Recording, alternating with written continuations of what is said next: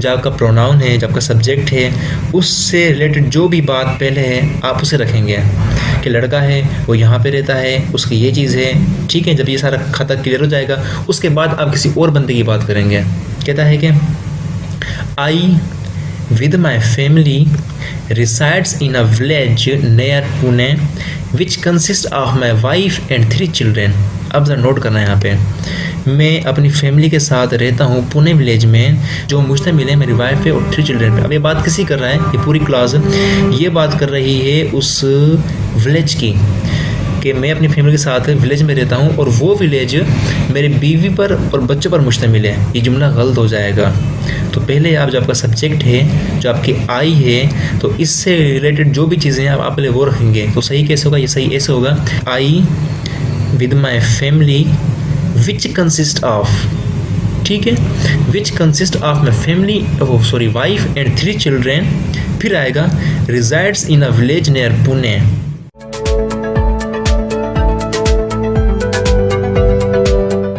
तो बच्चा पार्टी कैसे हो?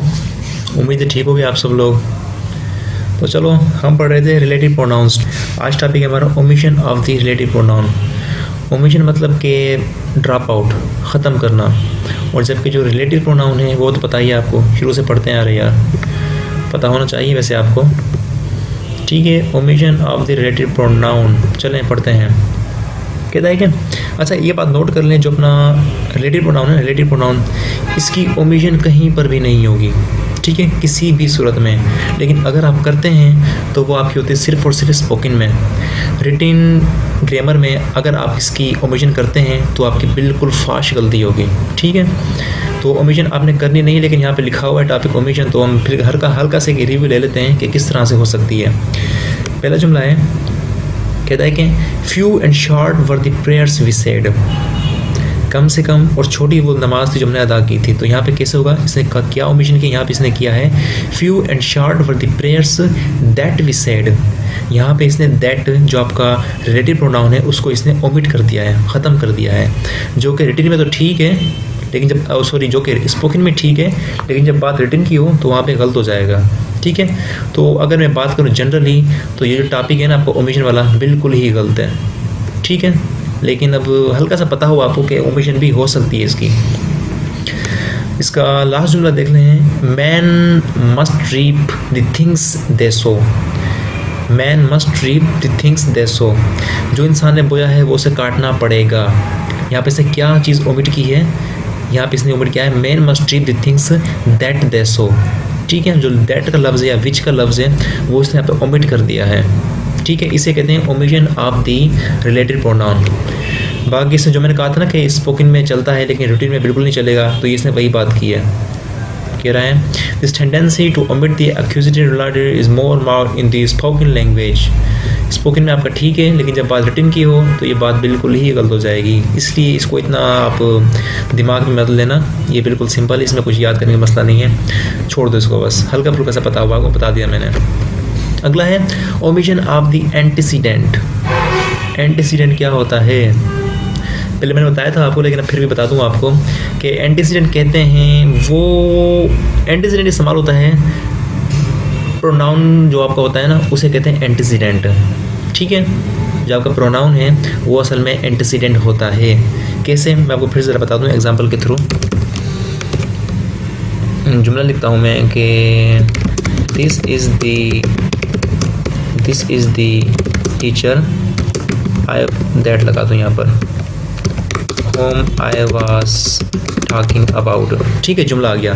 This is the teacher home I was talking about. अब जो होम लफ्ज़ है ये वाला, ये तो आपका हो गया ये अपना रिलेटिव प्रोनाउन, लेकिन ये शो किसे कर रहा है?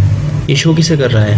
होम कौन? ये है आपका टीचर, ठीक है। ये टीचर की बात कर रहा है कि ये वो टीचर है जिसकी मैं बात कर रहा था। आपका टीचर यहाँ पर है, ये हो जाएगा आपका antecedent. So this is relative pronoun and this is antecedent, ठीक है। एंटीसीडेंट इज़ बेसिकली नाउन और प्रोनाउन, ओके। चलें आगे पढ़ते हैं कि ओमिशन कहाँ पे कर सकते हैं। बस ये भी इम्पॉर्टेंट नहीं है इतना, ना ही कभी अपना इस्तेमाल होता है आजकल की ज़बान में, लेकिन जो पोइट्री वगैरह थी ना पहले ज़माने की ओल्डर इंग्लिश में, तभी इस्तेमाल होता था। देख लें हल्का फुल्का सा। जुमला इसका में है जो वो है कि होम द गॉड्स लव, जुमला देखना ज़रा, whom the gods love die young, जिसे खुदा प्यार करता है वो जल्दी मर जाता है। अब एक बात नोट करना कि जो इसका बुक का राइटर है वो है रेन मार्टिन, ये अंग्रेज़ है बेसिकली ना, तो फिर इनके वहाँ पे कॉन्सेप्ट है एक से ज़्यादा खुदा का। जो हम हैं मुसलमान उनका है एक खुदा का कॉन्सेप्ट, वो हैं जो अंग्रेज़ हैं उनका है ज़्यादा खुदा का कॉन्सेप्ट। तो इसलिए इसने इस्तेमाल किया है गॉड्स, लव्स गॉड्स। और जब आप गॉड्स लिखे जी से, छोटे जी से, तो इसका मतलब होगा कि बुद्ध, ठीक है, बुद्ध। लेकिन जब आप बड़े जी से लिखेंगे, ये जी बड़ा होगा आपका, तब मतलब होगा आपका हमारा वाला खुदा जो असली है, जो एक है, ठीक है। तो अगर हम इसे कहें मुसलमानों की ज़बान में तो तब ये बन जाएगा जुमला whom the god loves, god हमारा एक है मुसलमानों का, तो हम कहेंगे whom the god loves dies young, ठीक है। ये जुमला था। अब यहाँ पे जिसने ओमिट किया है, ठीक है, जो इसका एंटीसीडेंट है, एंटीसीडेंट जो बेसिकली आपका प्रोनाउन या नाउन है, वो इसने जो वो ये है आपका those, those whom the gods love die young, ठीक है। ये था आपका एंटीसीडेंट। नेक्स्ट एग्जाम्पल है who loves last loves best, वो बंदा जो आखिरी में हंसता है अच्छा हंसता है, ठीक है। अब यहाँ पे इसने आपका जो अपना है ना एंटीसीडेंट उसे बताया नहीं है, उसने छुपा दिया है। अब वो पीपल भी हो सकता है, मैन भी हो सकता है, कोई नाम भी हो सकता है, कुछ भी हो सकता है, इसने बताया नहीं है वो। तो ये भी आपका हो गया ओमिशन। एक बार फिर से रिपीट कर दूँ, जो आपको ओमिशन है एंटीसीडेंट का वो बहुत ही कम होता है, लेकिन जो ओल्डर इंग्लिश थी, ओल्डर इंग्लिश वहाँ पे बहुत होता था, अब ख़त्म हो गया है। तो फिर ओवरऑल जब बात करूँ जनरली, ये भी टॉपिक बेकार है आपका एंटीसीडेंट, कोई मसला नहीं है इसमें, छोड़ दें इसको, बस पता हो आपको हल्का सा कि कुछ होता है।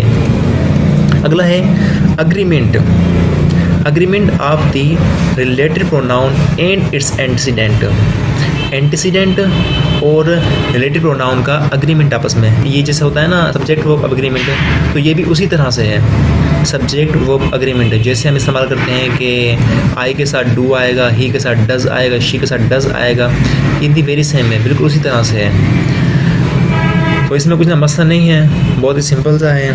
एक जुमला दो तीन जुमले देख लेते हैं कोई प्यारे से। हाँ ये देखें, कहता है कि he that is not with me is against me, कहता है क्या, he that is not with me is against me। अब यहाँ पे देखना he क्या है आपका सिंगुलर, ठीक है, तब इसने इस्तेमाल किया है that। इतना मसला नहीं है, बिल्कुल बेकार टॉपिक है, लेकिन फिर हम देखते हैं जुमला इसका, जो जुमले लिखे हुए हैं ना वो इंपॉर्टेंट है। कहता है he that is not with me is against me, जो मेरे खिलाफ, जो मेरे साथ नहीं है वो मेरे खिलाफ है। जुमला बड़ा प्यारा है इसका। अगला है they who live in the glass houses should not throw stones. वैसे मेरे ख्याल से यहाँ पर दोज, इसने गलती की है, दोज आता है यहाँ पर, those who live in glass houses should not throw stones. वो लोग जो शीशों घरों में रहते हैं उन्हें पत्थर नहीं फेंकने चाहिए, लेकिन जब उल्टा पत्थर आएंगे वापस उनके घर पर तो उनका घर टूट जाएगा, इसलिए उन्हें एहतियात करनी चाहिए, ठीक है। अगला इसका एग्जाम्पल है this is the only one of his poems that is worth reading. ये इसकी पहली, जो इसकी एक पोइम है जो कि पढ़ने के लायक है। यहाँ पे बात ये नोट करना, जो आपका ये लफ्ज़ है ना वन ऑफ दी, ठीक है, वन ऑफ ये वाला, ये हमेशा अपने साथ लेगा प्लूरल, जैसे यहाँ पे से वन ऑफ हिज पोइम्स, ना कि पोइम। अब बंदा कहेगा कि जिस यहाँ पे वन है, वन मतलब एक, तो यहाँ पे पोइम आएगा, लेकिन ये गलत हो जाएगा। वन ऑफ हमेशा अपने साथ पोइम्स लेगा, ठीक है, प्लूरल। जैसे एक और जुमला लिख दूँ यहाँ पर, उर्दू में जुमला है कि मेरे दोस्त ने बताया कि मैं मरने वाला हूँ, नहीं जुमला यूँ है कि मेरे एक दोस्त ने बताया कि मैं मरने वाला हूँ, तो इसका ट्रांसलेट यूँ होगी one of my friends has told me that I am about to die, ठीक है। नोट ये करना, यहाँ पे जुमला है वन ऑफ माई, ठीक है, इसके साथ क्या आएगा, फ्रेंड्स आएगा, ना कि फ्रेंड।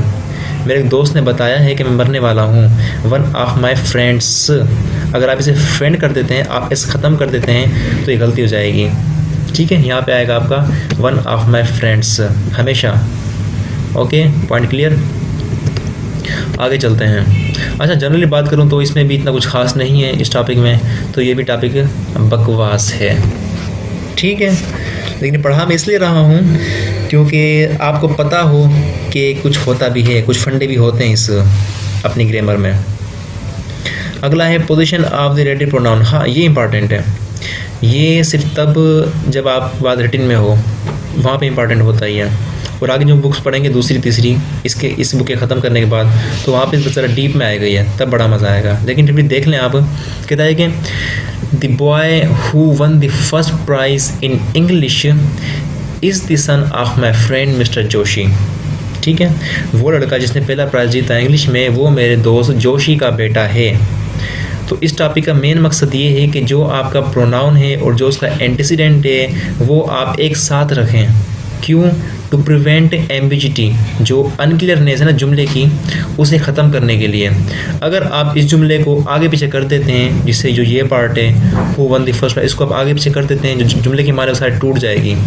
वो इस तरह से कहता है the boy is the son of my friend Joshi. लड़का मेरे दोस्त जोशी का बेटा है। Who one the first prize, अब जो यहाँ पे लफ्ज़ है ना, ये जुमला पूरा class who one the first prize, ये बात कर रही है असल में जोशी की। ठीक है, हमें पता नहीं कि अभी किसकी बात कर रहा है, जोशी की बात कर रहा है या फिर इस लड़के की बात कर रहा है, बॉय की बात कर रहा है। तो यहाँ पे जो आपका जुमला है वो अनक्लियर है, पता नहीं लगा कि मैं बात किसी कर रहा हूँ, लड़के की या मिस्टर जोशी की। लेकिन जो आपका पहला जुमला है यहाँ पे कर रहा है क्लियर के बाद मैं किसी कर रहा हूँ। वो लड़का जिसने पहला प्राइज़ जीता इंग्लिश में, वो मेरे दोस्त का बेटा है। और दूसरे में कह रहा है वो लड़का जो मेरे दोस्त का बेटा है उसने फर्स्ट प्राइज़ जीता। तो यहाँ पे जुमला थोड़ा ना वो अनक्लियर कर रहा है। तो इस चीज़ को ख़त्म करने के लिए आप क्या करेंगे, जो आपका प्रोनाउन है, जो आपका सब्जेक्ट है, उससे रिलेटेड जो भी बात पहले है आप उसे रखेंगे। कि लड़का है वो यहाँ पे रहता है, उसकी ये चीज़ है। ठीक है, जब ये सारा खाता क्लियर हो जाएगा उसके बाद आप किसी और बंदे की बात करेंगे। ठीक है, पहले जो शख्स आपका है सब्जेक्ट है, उसके हवाले से जो भी खाता है, जो भी बातें हैं, पहले आप वो सब रखें, उसके बाद किसी और की बात करें।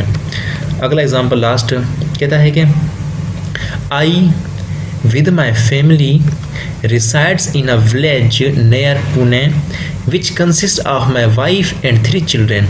अब ज़रा नोट करना है यहाँ पे, मैं अपनी फैमिली के साथ रहता हूँ पुणे विलेज में, जो कि बना हुआ है मेरी वाइफ का और 3 चिल्ड्रेन, या जो मुश्तमिल है मेरी वाइफ पे और 3 चिल्ड्रेन पे। अब ये बात किसी कर रहा है, ये पूरी क्लास ये बात कर रही है उस विलेज की, कि मैं अपनी फैमिली के साथ विलेज में रहता हूँ और वो विलेज मेरे बीवी पर और बच्चों पर मुश्तमिल है। ये जुमला गलत हो जाएगा। तो पहले आप जो आपका सब्जेक्ट है, जो आपकी आई है, तो इससे रिलेटेड जो भी चीज़ें हैं आप पहले वो रखेंगे। तो सही कैसे होगा, ये सही ऐसे होगा आई विद माई फैमिली। ठीक है, फिर आपका ये आएगा I with my family which consist of. ठीक है, which consist of my family, sorry wife and 3 children. फिर आएगा resides in a village near Pune. ठीक है, पहले बंदे ने अपनी बात की, फिर उससे जुड़े ख़ानदान की, फिर उससे जुड़ी बात की कि जो इतने बंदों पर मुश्तमिल है, फिर वो कहाँ रहते हैं उसकी बात की। मिन तरतीब से चल रहा है वो 1 2 3 4, ना कि 1 4 2 3, इसे नहीं चल रहा वो। तो इस चीज़ में आपने क्या ख्याल करना है पोजीशन ऑफ रिलेटिव प्रोनाउन में, कि जो आपका सब्जेक्ट है उसको आपने उससे मुताल्लिक़ जो बातें हैं आपने पहले वो रखनी है, बाद में किसी और की बातें रखनी है। ठीक है, ये इम्पॉर्टेंट था और ये आपको पता होना चाहिए। चलें अगला कहता है कंपाउंड रिलेटिव प्रोनाउंस। ये टॉपिक बिल्कुल ही बकवास है, कोई मज़ा नहीं है इसमें। कंपाउंड रिलेटिव प्रोनाउन, कंपाउंड की कैसे बनता है रिलेटिव प्रोनाउन? वैसे जब आप रिलेटिव प्रोनाउंस में लगाते हैं एवर जैसे वर्ड्स, व्हाटसोएवर, सो एवर, तो बन जाएगा आपका कंपाउंड रिलेटिव प्रोनाउन। जैसा कि whoever told you this is another friend, यहाँ पे जो लफ्ज़ है हूएवर, ये आपका कंपाउंड रिलेटिव प्रोनाउन। ये जुमला यहाँ पे आ गया। टेक विच एवर, जो आपको पसंद है वही ले लें। Take whichever you like, जो चीज़ आपको पसंद है वो ले लें। तो अब जो लफ्ज़ विच एवर है ये कंपाउंड रिलेटिव प्रोनाउंस इंपॉर्टेंट नहीं है, बिल्कुल भी इंपॉर्टेंट नहीं है, बिल्कुल भी नहीं है, इसे छोड़ दें आप। बस पता हो आपको कि चीज़ कुछ इस नाम की कोई चीज़ दुनिया में है भी या नहीं। तो कंपाउंड रिलेटिव प्रोनाउन बिल्कुल ही बेकार था। Position of the relative pronoun ये आपका आगे काम आएगा, ये अच्छा है, जहन में रखें इस बात को।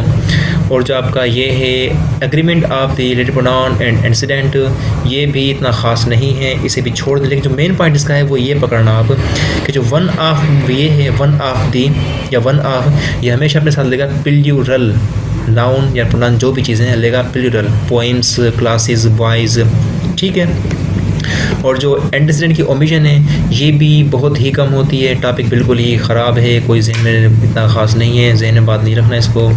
और जो अगला टॉपिक आपका पीछा है वो है आपका omission of the relative pronoun, ये भी इतना ख़ास नहीं है, लेकिन जहन में हो कि इस चीज़ें भी होती हैं, ठीक है। आगे हम पढ़ेंगे, इसी एक्सरसाइजेस कुछ हैं जो मैं आपको दे दूँगा, वो आप करना। और इसी के साथ हम करते हैं अल्लाह हाफिज़।